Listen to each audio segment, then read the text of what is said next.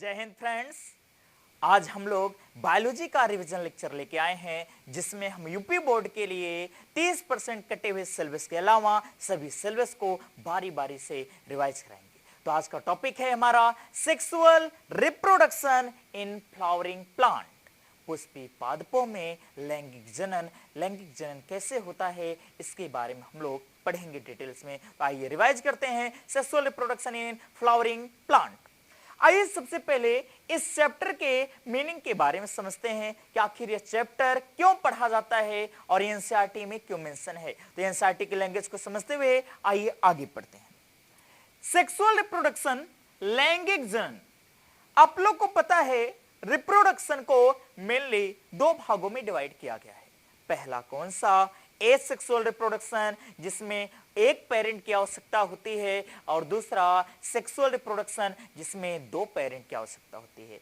On the basis of parent, यानी जनक के आधार पर रिप्रोडक्शन को दो भागों में डिवाइड किया जाता है। एक आपका क्या है बेटा, बोलो? Asexual reproduction. दूसरा आपका क्या है? Sexual reproduction. तो सेक्सुअल रिप्रोडक्शन में दो पेरेंट की आवश्यकता होती है, एसेक्सुअल रिप्रोडक्शन में एक पेरेंट की आवश्यकता होती है। जिसमें दो पेरेंट की आवश्यकता होती है अर्थात मेल और फीमेल दोनों की आवश्यकता होती है, उसे हम सेक्सुअल रिप्रोडक्शन कहते हैं। ऐसा ना बोलना कि दो पेरेंट, दोनों को मेल ही ले लो या दोनों को फीमेल ले लो, तो ऐसा नहीं। तो आज से ये सब जोड़ के लिखना कि सेक्सुअल रिप्रोडक्शन में दो अपोजिट पेरेंट की आवश्यकता होती है, एक मेल होगा तो दूसरा फीमेल होना चाहिए। अब इसके बाद हमारा नेक्स्ट टॉपिक है इन फ्लावरिंग प्लांट। अब इसका क्या अर्थ है गुरुजी? अर्थ ये समझते हैं फ्लावरिंग प्लांट का क्या अर्थ है। ध्यान सुनना बच्चों, क्या है ना कि हमारे प्लांट को 5 क्लासेस में डिवाइड किया गया है। Thallophyta, bryophyta, pteridophyta, gymnosperm and angiosperm. ऐसे प्लांट जिसमें फ्लावरिंग होती है, पुष्प खिलते हैं, फूल खिलते हैं, गुलाबो खिलती है, उसे हम फ्लावरिंग प्लांट कहते हैं। और इस फ्लावरिंग प्लांट को हम एंजियोस्पर्म के नाम से जानते हैं। दुनिया का एक ऐसा पौधों का समूह जिसमें फ्लावरिंग होती है उसे हम एंजियोस्पर्म के नाम से जानते हैं। एंजियोस्पर्म दुनिया का सबसे पहला प्लांट होता है जिसमें फ्लावरिंग की प्रक्रिया होती है। तो हमें मेनली किसके बारे में पढ़ना है गुरुजी? हमें मेनली पढ़ना किसके बारे में? एंजियोस्पर्म के बारे में। तो आइए एंजियोस्पर्म को पढ़ते हैं और पढ़ते हुए आगे चलते हैं। एंजियोस्पर्म में आपको क्या पढ़ना है? Sexual reproduction. तो जो सेक्सुअल रिप्रोडक्शन होता है, सेक्सुअल रिप्रोडक्शन में मैंने आपको पढ़ाया है कि सेक्सुअल रिप्रोडक्शन में मुख्यतः 3 इवेंट चलते हैं, 3 कार्यक्रम चलते हैं। कितने कार्यक्रम बच्चों? 3 कार्यक्रम चलते हैं। पहला कार्यक्रम, फिर दूसरा, फिर तीसरा। आइए बारी बारी से इस कार्यक्रम के बारे में हम लोग पढ़ते हैं। पहला कार्यक्रम क्या है, दूसरा क्या है, तीसरा क्या है। पहले कार्यक्रम को हम लोग बोलते हैं प्री फर्टिलाइजेशन। प्री फर्टिलाइजेशन जिसे हम लोग बोलते हैं हिंदी में पूर्व निषेचन। उसके बाद हमारा आता है फर्टिलाइजेशन जिसे हम निषेचन के नाम से जानते हैं। और तीसरा आता है आपका पोस्ट फर्टिलाइजेशन, यानी निषेचन के बाद। तो आप बताना बच्चों, हमारे पास कितने इवेंट पाए गए सेक्सुअल रिप्रोडक्शन में? सेक्सुअल रिप्रोडक्शन में मेनली 3 इवेंट पाए जाते हैं। पहला प्री फर्टिलाइजेशन, दूसरा फर्टिलाइजेशन, तीसरा पोस्ट फर्टिलाइजेशन। ध्यान से सुनना कि pre fertilization, fertilization, post fertilization क्या होता है, भोजपुरिया स्टाइल में सुनते हैं। पहला याद रखना, शादी के पहले जितने भी कार्यक्रम चलते हैं वे सभी कार्यक्रम को आप क्या मान लो? Pre fertilisation.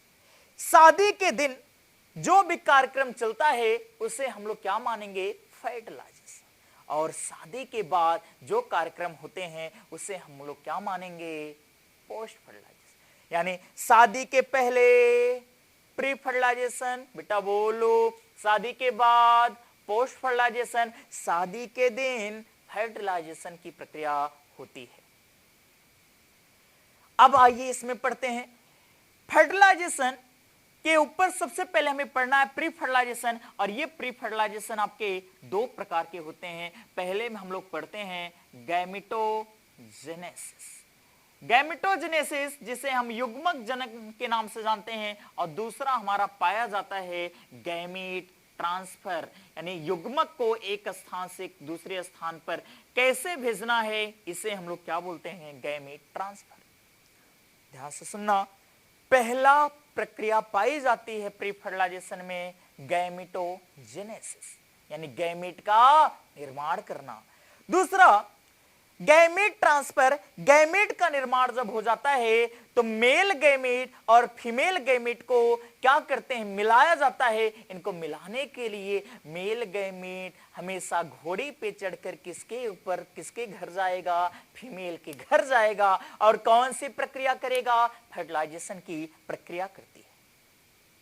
तो मतलब क्या है कि पहले गैमीट का निर्माण होगा, मेल और फीमेल का निर्माण होगा, फिर उसके बाद गैमीट का क्या किया जाएगा, ट्रांसफर किया जाएगा। ट्रांसफर जैसे करेंगे वैसे ही क्या हो जाता है बच्चों, फर्टिलाइजेशन हो जाएगा। ये फर्टिलाइजेशन हो गया, और फर्टिलाइजेशन के बाद प्रोडक्ट लॉन्च हो जाता है। मतलब क्या है, प्रोडक्ट लॉन्च होने का मतलब इसका आखिरी उत्पाद बन जाता है। जैसे शादी के पहले लड़की एंड लड़का, फिर इनकी क्या होगी, जैसे आपके अंडर टीनेज में आएंगे, शादी की उम्र में आएंगे, इनकी क्या करा दी जाएंगे, शादी।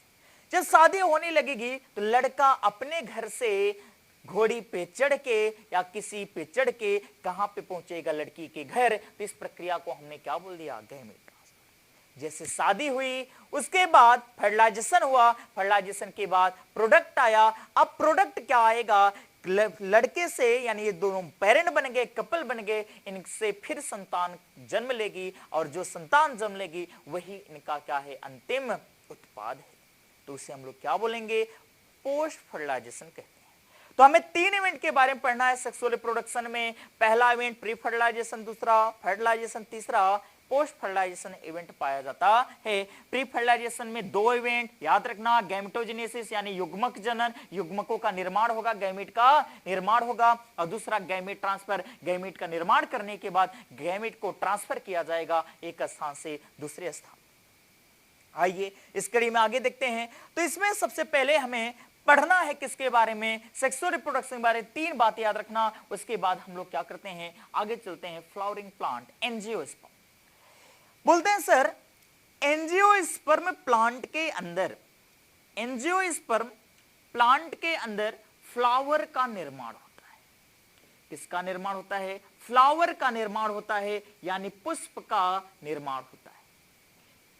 अब ये पुष्प का निर्माण होता है तो बहुत सारे लोगों का मानना है ये पुष्प इसलिए खुलता है जिससे शादियों में माला पहनाई जा सके, पुष्प इसलिए खिलता है जिससे भगवान को चढ़ाया जा सके, पुष्प इसलिए खिलता है जिससे सामाजिक संगठन, जहां पर भी सोशल गैदरिंग हो वहां पर नेताजी को माला चढ़ाया जाए, फूल बरसाया जाए, इसलिए। लेकिन बेटा, सेक्सुअल रिप्रोडक्शन करने के लिए फ्लावर इस दुनिया में आया है, न कि माला चढ़ाने के लिए, न कि सुगंध लेने के लिए। यह दुनिया में इसलिए आया है जिससे इसमें सेक्सुअल रिप्रोडक्शन हो सके। तो एंजियोस्पर्म फ्लावर क्या है, एंजियोस्पर्म में जो फ्लावर पाया जाएगा यह साइट फॉर सेक्सुअल रिप्रोडक्शन होता है, साइट फॉर सेक्सुअल रिप्रोडक्शन। मतलब लैंगिक जनन करने के लिए क्या पाया जाता है, फ्लावर, पुष्पा पाया जाता है। और उसके बाद ये किसमें होता है, केवल व केवल एंजियोस्पर्म में पाया जाता है। अब ध्यान से सुनना, ये जो फ्लावर होते हैं, आइए इनकी संरचना के बारे में हम लोग आगे समझते हैं। क्या होता है फ्लावर, ध्यान से सुन। फ्लावर का निर्माण कैसे होगा, मान लो अगर कोई एंजियोस्पर्म प्लांट है, इस एंजियोस्पर्म प्लांट में रूट पाई जाती है, स्टेम पाई जाती है और साथ में यहां से लीफ पाई जाती हैं, पत्तियां पाई जाती हैं। रूट, स्टेम और लीफ पाई जाती हैं, पत्तियां पाई जाती हैं। और इसी पत्तियों के ऊपर ये जो आपका स्टेम का यानी तने का ऊपरी वाला भाग है, इस ऊपरी वाले भाग में, ऊपर वाले भाग में एक आपकी ऊतक पाई जाती है जिसे हम एपिकल मेरिस्टेम के नाम से जानते हैं। एपिकल मेरिस्टेम आगे चलकर परिवर्तित हो जाती है फ्लोरल प्रिमोर्डियम में। याद रखना किसमें परिवर्तित होती है? फ्लोरल प्रिमोर्डियम में परिवर्तित हो जाती है। फ्लोरल प्रिमोर्डियम आगे चलकर यह परिवर्तित हो जाता है फ्लोरल बड में। फ्लोरल बड में परिवर्तित हो जाता है और फ्लोरल बड आगे चलकर पुष्पा यानी फ्लावर का निर्माण करती है। किसका निर्माण करेगी बेटा? बोलो। फ्लावर का निर्माण करती है, यानी फूल का निर्माण करती है, पुष्प का निर्माण करती है। तो कैसे बना? किसी भी एंजियोस्पर्म प्लांट में रूट, स्टेम और लीफ पाई जाती है। रूट, स्टेम, लीफ ये आपके एंजियोस्पर्म प्लांट के वेजिटेटिव कायिक भाग होते हैं तथा इसके ऊपर जो स्टेम का ऊपरी भाग होता है इसमें एक ऊतक पाई जाती है जिसे हम शीर्षस्थ ऊतक या एपिकल मेरिस्टेम कहते हैं। एपिकल मेरिस्टेम में कुछ आपकी संरचना का निर्माण होगा। यह संरचना का निर्माण कैसे होता है? एपिकल मेरिस्टेम में प्लांट में कुछ हार्मोनल तथा कुछ स्ट्रक्चरल, हार्मोन और स्ट्रक्चर का चेंज होता है जिसके कारण फ्लोरल प्रिमोर्डियम का निर्माण होगा। यह फ्लोरल प्रिमोर्डियम बड में बदल जाएगी और बड क्या करेगा? कलिकाएं क्या करेंगी? फ्लावर का, पुष्प का निर्माण कर देती, जिससे फ्लावर का निर्माण हो जाता है। और फ्लावर इस दुनिया में किस लिए आया है? फ्लावर इस दुनिया में आया है सेक्सुअल रिप्रोडक्शन करने के लिए। पहले मानना था कि फ्लावर इस दुनिया में सुगंध लेने के लिए आया है, फ्लावर इस दुनिया में भगवान को चढ़ाने के लिए आया है, फ्लावर इस दुनिया में नेताजी को चढ़ाने के लिए आया है, फ्लावर इस दुनिया में ह्यूमन की फीलिंग्स, मानव के फीलिंग को शेयर करने के लिए आया है, जैसे लव एंड अफेक्शन। इसमें गुलाब ले जाके दे दो, ये किसका प्रतीक है? प्यार का। शोक में क्या करते हैं? सफेद पुष्प का प्रयोग करते हैं। किसी का दुख, देहांत हो गया, उसमें सफेद पुष्प का प्रयोग करेंगे।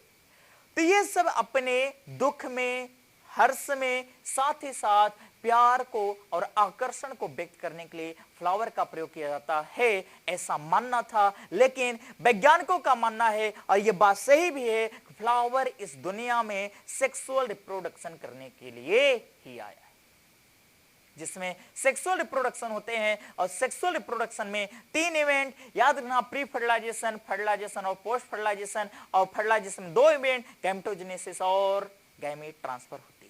तो हमारे फ्लावर का निर्माण कैसे होगा? ये स्टेम हो गई, स्टेम के ऊपर कुछ हार्मोनल एंड स्ट्रक्चरल, कुछ आपके संरचनात्मक और हार्मोन में परिवर्तन आएगा, जिसके कारण फ्लोरल प्रिमोर्डियम का निर्माण होगा। और फ्लोरल प्रिमोर्डियम फ्लोरल बड में बदल जाएगी और फ्लोरल बड क्या करेगी? आगे चलकर फ्लावर का निर्माण कर देगी। आइए इसको हम समझते हैं कि फ्लावर कैसे बनते हैं, क्या होते हैं फ्लावर। आइए इसको मैं यहां पे ध्यान सुनना। फ्लावर में सबसे पहले नीचे की तरफ एक डंठल नुमा भाग पाया जाता है जिसे हम पेडिसिल कहते हैं, पेडिसिल का ऊपर वाला भाग फूला हुआ होता है जिसे हम थैलमस या इसे हिंदी में कहते हैं पुष्पासन। वाह, पुष्पासन। पुष्प को बैठने के लिए जो आसन पाया जाता है उसे पुष्पासन कहते हैं। तो आइए इस पर पुष्पा को बैठाते हैं और राज कराते हैं। पुष्पा राज, पुष्पासन। पुष्पासन पाया गया थैलमस, जो आपका पेडिसिल का ऊपर वाला भाग फूला हुआ है, तो इसे बोलते हैं पुष्पासन। इसके अगल बगल से कुछ हरे रंग की पंखुड़ियां निकली होती हैं, और ये जो हरे रंग की पंखुड़ियां निकली होती हैं, इन पंखुड़ियों को हम लोग बोलते हैं सेपल। इन पंखुड़ियों को सेपल कहा जाता है, इन पंखुड़ियों को बाह्य दल पुंज कहा जाता है या बाह्य दल कहा जाता है, बाह्य दल।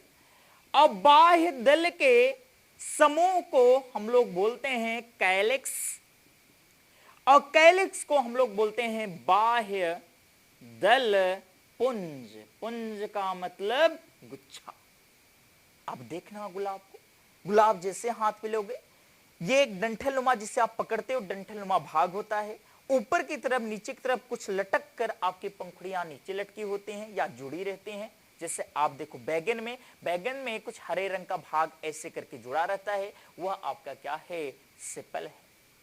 सेपल यानी बाह्यदल, बाह्यदल के समूह को हम लोग बोलते हैं कैलिक्स, कैलिक्स यानी बाह्यदल पुंज, जो क्या होता है, फ्लावर का पहला भाग पाया जाता, फ्लावर का पहला भाग होता है तथा इसके ऊपर कुछ रंग बिरंगे पंखुड़ियां निकली होती हैं बाहर की तरफ, और ये रंग बिरंगी पंखुड़ियों को हम लोग पेटल के नाम से जानते हैं। इन रंग बिरंगी पंखुड़ियों को हम पेटल कहते हैं, पेटल। पेटल को हम लोग हिंदी में दल के नाम से जानते हैं, दल यानी पेटल कहते हैं। और इस पेटल के समूह को हम लोग बोलते हैं कोरोला, कोरोला। इसे हम लोग बोलते हैं दल पुंज, जो फ्लावर का दूसरा भाग होता है। फ्लावर का पहला भाग क्या हुआ, कैलिक्स, दूसरा भाग क्या पाया जाता है, कोरोला पाया जाता है। उसके बाद फ्लावर के अंदर मेल तथा फीमेल रिप्रोडक्टिव ऑर्गन उपस्थित रहते हैं। तो आइए यहां से फ्लावर में पुष्पासन से कुछ इस प्रकार की संरचना जुड़ी होती हैं। एक डंठलनुमा लंबा सा भाग जुड़ा होता है, उसके ऊपर आपका एक संरचना पाई जाती है जिसे हम एंथर के नाम से जानते हैं। ऊपर वाले संरचना को हम लोग एंथर, जिसे हम लोग बोलते हैं परागकोश, परागकोश, तथा ये जो नीचे वाली संरचना पाई जाती है इसे हम लोग फिलामेंट कहते हैं, फिलामेंट कहते हैं, जिसे हिंदी में तंतु के नाम से जाना जाता है। और ये जो फिलामेंट और एंथर पाए जाते हैं, इनके समूह को हम लोग बोलते हैं स्टेमेन, और स्टेमेन को हम लोग हिंदी में बोलते हैं पुंकेसर, पुंकेसर। और पुंकेसर के समूह को हम लोग बोलते हैं एंड्रोसियम, एंड्रोसियम। याद रखना बच्चों, कहीं पर भी आपको एक शब्द मिल जाए एंड्रो, एंड्रो शब्द का मतलब होता है मेल, और एसियम, एसियम शब्द का मतलब होता है हाउस। जो मेल का घर पाया जाएगा, मेल का घर पाया जाएगा, उसे हम लोग क्या बोलते हैं, एंड्रोसियम कहते हैं। अब यहां पर एक नहीं बल्कि अधिक संख्या में फिलामेंट और एंथर की आपकी संख्या पाई जाती है, जो आपस में जुड़कर स्टेमन का निर्माण करते हैं। स्टेमन की संख्याएं आपस में जुड़कर किसका निर्माण करते हैं, एंड्रोसियम का निर्माण करते हैं, जिसे हम पुमंग के नाम से जानते हैं। पुमंग किस नाम से जानेंगे, पुमंग के नाम से जानते हैं। उसके बाद इसके अंदर एक फीमेल का भाग पाया जाता है, जिसका ऊपरी वाले भाग को हम लोग बोलते हैं स्टिग्मा। नीचे एक नलिकानुमा भाग पाया जाता है, जिसे हम लोग बोलते हैं स्टाइल, और स्टाइल के नीचे एक फूला हुआ भाग पाया जाता है, जिसे हम लोग ओवरी कहते हैं। ऊपर की तरफ जो ये आपका भाग पाया गया, इसे हम लोग स्टिग्मा, स्टिग्मा को हम लोग वर्तिकाग्र, वर्तिकाग्र, तथा ये जो आपका नलिकानुमा भाग पाया गया, इसे स्टाइल, वर्तिका कहते हैं। तथा इसके नीचे जो फूला हुआ भाग पाया गया, यानी ये वाला भाग, ये वाला भाग आपका ओवरी कहलाता है। ये आपकी ओवरी पाई जाती है, ओवरी यानी अंडाशय पाया जाता है। और ये तीनों भाग मिलकर निर्माण करते हैं, ये तीनों भाग मिलकर निर्माण करते हैं आपका किसका, गायनोसियम का, गायनोइसियम। याद रखना, इसमें भी बच्चों याद रखना, गायनो शब्द का मतलब होता है फीमेल, गायनो गाइनो शब्द का मतलब ही होता है फीमेल। गाइनो का मतलब क्या लिखोगे, बोलो, फीमेल, फीमेल। तथा ईसीएम, ईसीएम शब्द का मतलब मैं पहले बता चुका हूं, ईसीएम शब्द का मतलब होता है हाउस।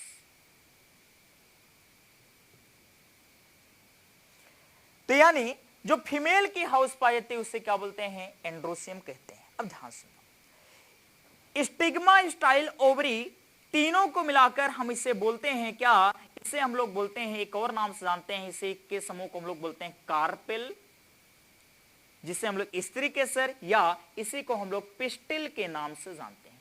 कार्पेल या पिस्टिल के नाम से जानते हैं, यानी स्त्री केसर के नाम से जानते हैं। केसर, स्त्री केसर आपस में मिलकर जयांग का निर्माण करती है। जयांग जो आपका स्त्री केसर का समूह पाया जाता है।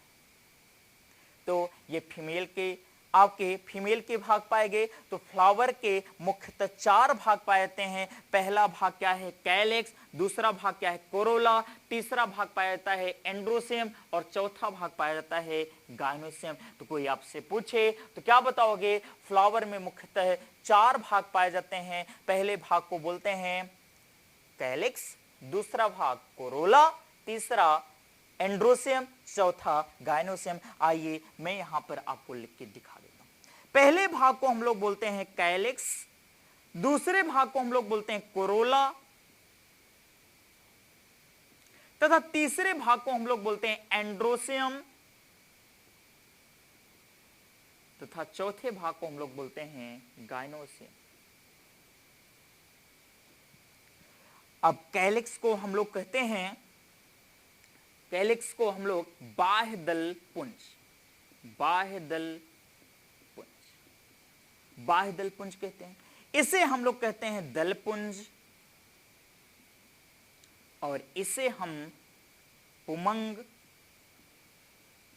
तथा इसे हम जयांग कहते हैं। इसमें 2 भाग जो कैलिक्स और करोला होते हैं, ये रिप्रोडक्शन में केवल सहायता करते हैं, रिप्रोडक्शन में भाग नहीं लेते हैं, रिप्रोडक्शन केवल सहायता करते हैं। लेकिन एंड्रोसियम तथा गाइनोसियम रिप्रोडक्टिव पार्ट होते हैं।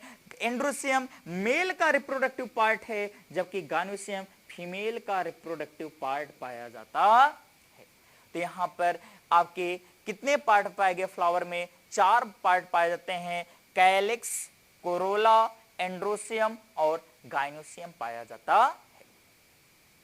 तो एक फ्लावर में 4 भाग पाए गए। तो अब फ्लावर के बारे में हम लोग पढ़ लिए, तो फ्लावर क्या होता है एक बार रिवाइज करो। फ्लावर में एक डंठलनुमा भाग पाया जाता है जिसे हम पेडिसिल कहते हैं। पेडिसिल के अगल बगल, पेडिसिल के ऊपर वाला भाग फूला होता है जिसे हम थैलमस यानी पुष्पासन कहते हैं। पुष्पासन के अगल बगल से कुछ हरे रंग की पंखुड़ियां निकली होती हैं जिसे सेपल, बाह्यदल कहते हैं। और इस बाह्यदल के समूह को हम लोग क्या कहते हैं, बाह्यदल पुंज कहते हैं। उसके बाद इसके ऊपर कुछ रंग बिरंगे पंखुड़ियां लगी होती हैं जिसको प्रत्येक पंखुड़ी को पेटल कहते हैं, और इस पेटल के समूह को हम लोग कोरोला कहते हैं जिसे हम दल पुंज कहते हैं। ये जो फ्लावर का दूसरा भाग पाया जाता है। उसके बाद इसके अंदर मेल का भाग पाया जाता है जिसमें एक लंबा सा डंठलनुमा भाग होता है जिसे हम लोग फिलामेंट तंतु के नाम जानते हैं, तथा ऊपर बाइलोब्ड स्ट्रक्चर पाया जाता है जिसे हम लोग परागकोश कहते हैं। परागकोश और फिलामेंट आपस में जुड़कर स्टेमेन यानी पुंग केसर का निर्माण करते हैं, और पुंग केसर के समूह आपस मिलकर एंड्रोसियम का निर्माण करते हैं। उसके बाद फीमेल में आपका क्या, ऊपर की तरफ एक भाग पाया जाता है जिसे हम लोग स्टिग्मा कहते हैं। इसके नीचे एक नलिकानुमा भाग पाया जाता है जिसे हम लोग स्टाइल कहते हैं। स्टाइल सुनना, गुड़हल का फूल ले लो, उसमें देखना एक बीच में से लंबा सा निकला होता है, वो क्या है, स्टाइल। उसको हिलाओगे ऐसे ऐसे स्टाइल मारते हैं। अब उसके बाद उसके नीचे एक फूला हुआ भाग पाया जाता है जिसे हम ओवरी कहते हैं, अंडाशय कहते हैं, और ये तीनों भाग मिलकर कार्पेल या पिस्टिल का निर्माण करते हैं जिसे हम स्त्री केसर कहते हैं। और उसके बाद ये कार्पेल या पिस्टिल आपस मिलकर गाइनोसियम जयांग का निर्माण करता है। तो आपको मैंने बताया गाइनो शब्द का मतलब फीमेल, और एंड्रो शब्द का मतलब क्या पाया जाता है, मेल पाया जाता है। तो आपके इसके बाद आइए आगे चलते हैं। अब हम लोग धीरे से इवेंट के बारे में पढ़ेंगे, लेकिन इवेंट के बारे में पढ़ने के लिए मैं आपको एक रूल याद कराना चाहता हूं, और याद की इस रूल को समझ गए, समझ लो पूरा चैप्टर खत्म, प्री फर्टिलाइजेशन पूरी तरह खत्म हो जाएगा बस एक रूल जाने से। आइए इस रूल के बारे में हम लोग समझते हैं, आइए इसको हम मिटाते हैं। देखिए अब इसमें क्या होता है, हमारा जो एंजियोस्पर्म पाया जाता है, यह एंजियोस्पर्म एक स्पोरोफाइट प्लांट होता है। स्पोरोफाइट शब्द का अर्थ होता है कि इसके अंदर स्पोर का निर्माण होता है। तो एंजियोस्पर्म एक स्पोरोफाइट प्लांट है, स्पोरोफाइट प्लांट है। स्पोरो का मतलब स्पोर, फाइट का मतलब होता है प्लांट, यानी ऐसे प्लांट जो स्पोर का निर्माण करते हैं उसे हम स्पोरोफाइट कहते हैं। ये जो स्पोरोफाइट होते हैं इसमें आपकी पाई जाते हैं जड़, तना तथा इसमें पत्तियां पाई जाती हैं। जड़, तना तथा इसमें पत्तियां पाई जाती हैं। ये भाग आपके वेजिटेटिव भाग कहलाते हैं। इसके ऊपर आपका कुछ विशेष प्रकार की पत्तियां निकलती हैं जिसे हम स्पोरोफिल कहते हैं, जिसे हम स्पोरोफिल स्पोर को निर्माण करने वाली पत्तियां, फिल का मतलब पत्तियां, स्पोर का निर्माण करने वाली पत्तियों को हम लोग स्पोरोफिल कहते हैं। ये मान लीजिए रूट है, उसके ऊपर स्टेम, वहां से लगी हुई लीफ, और लीफ के ऊपर वाले भाग में यहां पे कुछ विशेष प्रकार की पत्तियां पाई जाती हैं जिसे हम स्पोरोफिल कहते हैं। स्पोरोफिल में कुछ विशेष प्रकार की संरचना पाई जाती है जिसे हम स्पोरेंजिया कहते हैं।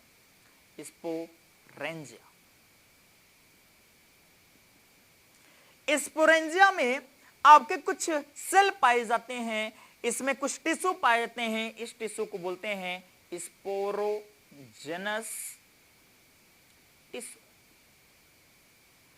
स्पोरोजेनस टिश्यू के अंदर कुछ सेल पाए जाते हैं और इस सेल को हम लोग कहते हैं spore mother cell. Spore mother cell के नाम से जाना जाता है। स्पोर मदर सेल में होती है मियोसिस यानी अर्धसूत्री विभाजन, और मियोसिस की प्रक्रिया के द्वारा निर्माण होता है स्पोर का, और ये स्पोर 4 स्पोर का निर्माण होता है।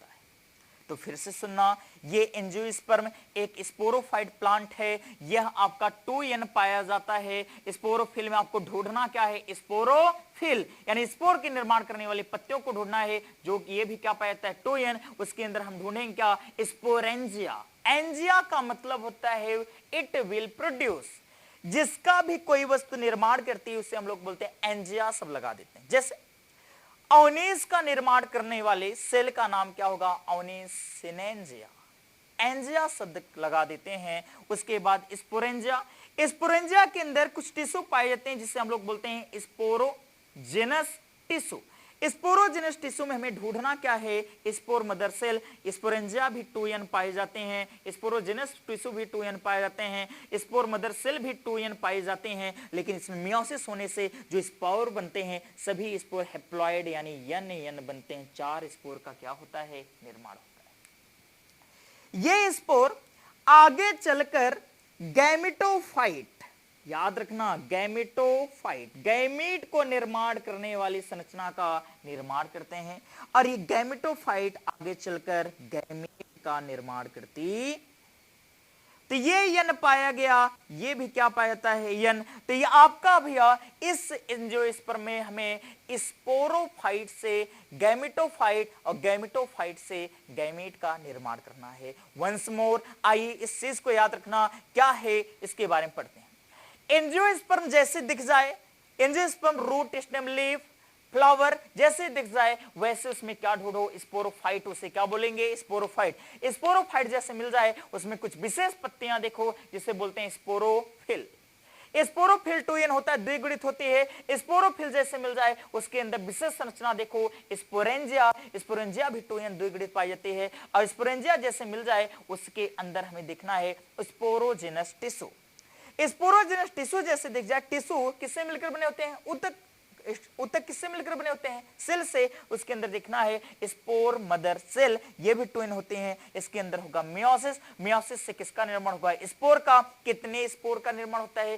4 स्पोर का निर्माण होता है। एक मियोसिस के दौरान 4 सेल बनते हैं और 4 स्पोर का निर्माण होता है। ये स्पोर जर्मिनेट करेंगे, जर्मिनेट करने के बाद गैमेटोफाइट का निर्माण करेंगे और गैमेटोफाइट आगे चलकर गैमेट का निर्माण करते हैं। इसका निर्माण करेगी, गैमेट का निर्माण करते हैं।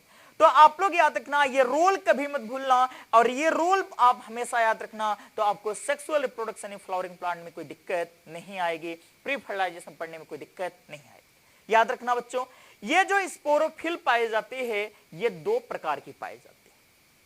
यह स्पोरोफिल मेल में अलग पाई जाती है। मेल के लिए इसके लिए यूज करते हैं शब्द माइक्रो, तथा इसके में फीमेल के लिए शब्द यूज करते हैं मेगा। मेगा का मतलब गुरु यानी बड़ा, तथा माइक्रो के लिए यानी लघु यानी छोटा। अब ध्यान सुनना। अब इस रूल का फायदा क्या है? पहला फायदा, अगर यह रूल याद रहेगा तो गैमीट का कैसे निर्माण होता है, मेल गैमीट का कैसे निर्माण होगा, फीमेल गैमीट का कैसे निर्माण होगा, हम आसानी से कर सकते हैं। कैसे? ध्यान सुनना।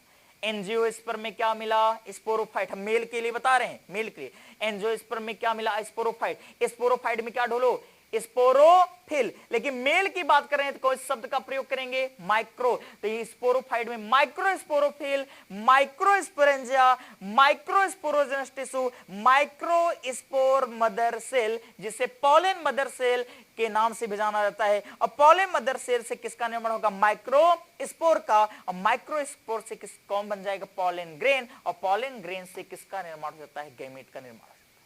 मतलब फीमेल के बारे में बताना है तो आपको माइक्रो शब्द लगाना पड़ेगा, लघु शब्द लगाना पड़ेगा। अगर मेल के बारे में बताना है तो मेगा। आइए देखते हैं मेगा शब्द कैसे। Angiosperm sporophyte, same. यहां पे बोलेंगे mega sporophyll, mega sporangia, mega sporogenous tissue, mega spore mother cell. इसमें क्या होगी? मियोसिस। किसका निर्माण होगा? Mega spore. मेगा स्पोर किसका निर्माण करेगा? गैमेटोफाइट। और गैमेटोफाइट आपका क्या है? ओयूल। और ओयूल से आपका किसका निर्माण होगा? गैमेट यानी एग का निर्माण हो जाता है। तो रूल हमेशा याद रखिए, जिससे हमें चैप्टर को रिवाइज कराने में कोई दिक्कत ना हो। आप पढ़ते रहिए, मस्त रहिए, पेपर फाड़ के आना है। इस आधार से पढ़िए कि यूपी बोर्ड का पेपर हम लोग जैसे पाएंगे वैसे इतने स्पीड से लिखेंगे कि पूरा पेपर को फाड़ कर आएंगे, एक एक क्वेश्चन को उसमें से निचोड़ कर लिख कर तब हम लोग आएंगे। इतना याद रखिए, ये रिवीजन चल रहा है आप लोग के भविष्य के लिए, और आप लोग इस रिवीजन प्रोग्राम के तहत जो भी भूली भटकी चीजें होती हैं उसे रिवाइज कर लीजिए और पढ़ते रहिए। AK तिवारी के साथ। जय हिंद।